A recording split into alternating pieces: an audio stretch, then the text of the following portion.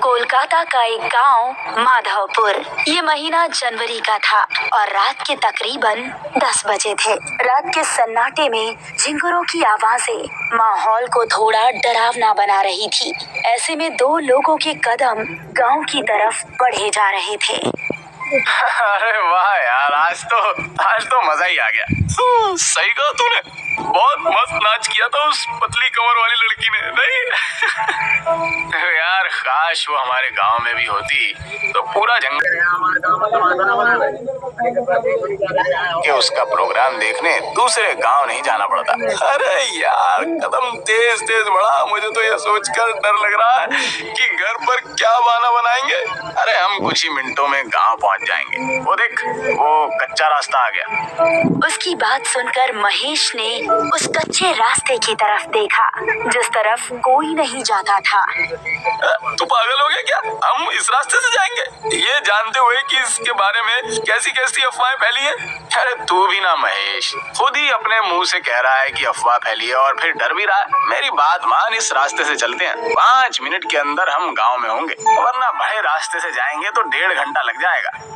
उसकी बात सुनकर महेश ने एक बार फिर से उस कच्चे रास्ते की तरफ देखा। वहाँ पर इस समय मौत का सन्नाटा छाया हुआ था। अरे चल यार, डरता क्यों है, मैं साथ हूँ ना।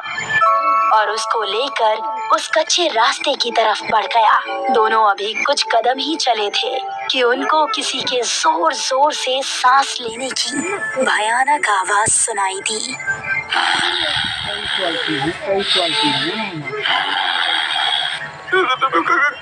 कौन है? अरे यार डरता क्यों है, कोई कुत्ता ही होगा।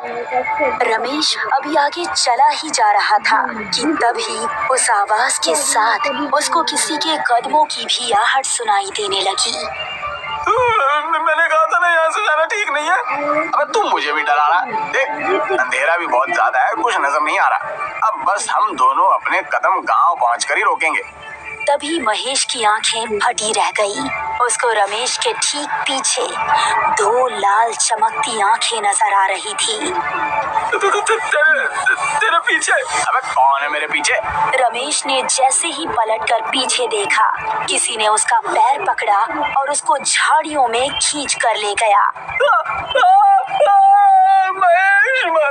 महेश बचाओ मुझे, महेश। वो बिजली की रफ्तार से रमेश की आंखों से ओझल हो गया। रमेश के डर का कोई ठिकाना नहीं रहा। वो दिल में बस खौफ लिए तेजी से गांव की तरफ दौड़ने लगा और जब तक वो गांव नहीं पहुंच गया, उसने अपने कदम नहीं रोके।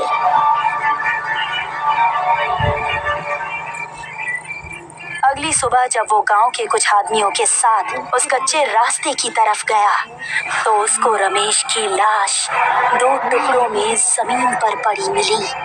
रमेश! उसकी आंखों से आंसू बह रहे थे और इस तरह इस कच्चे रास्ते का खौफ माधवपुर में और ज्यादा बढ़ गया। इस घटना के 3 महीने बाद मोहिनी, जो कि 21 साल की एक खूबसूरत लड़की थी, अपनी विधवा माँ और छोटी बहन मेघना के साथ इस गांव में रहने के लिए आई। बेटा, हमने वो गांव छोड़कर ठीक नहीं किया। अब पता नहीं यहाँ के लोग कैसे होंगे। मम्मी, थोड़ा तो एडजस्ट करना ही पड़ेगा ना। उस घर का किराया बहुत ज्यादा था। कुछ दिन यहाँ गुजार लेंगे तो सब नॉर्मल हो जाएगा। वो तीनों अब माधवपुर के एक घर में रहने लगे।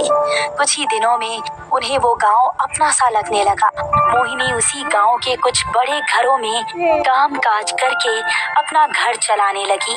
पड़ोस में रहने वाला रोहित नाम का एक लड़का मोहिनी को दिल ही दिल में पसंद करने लगा था, लेकिन उससे बात करने में थोड़ा हिचकिचा रहा था।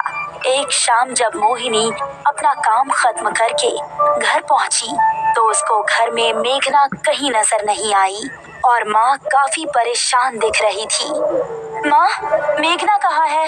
वो दोपहर के वक्त टहलने निकली थी, लेकिन अभी तक घर नहीं लौटी।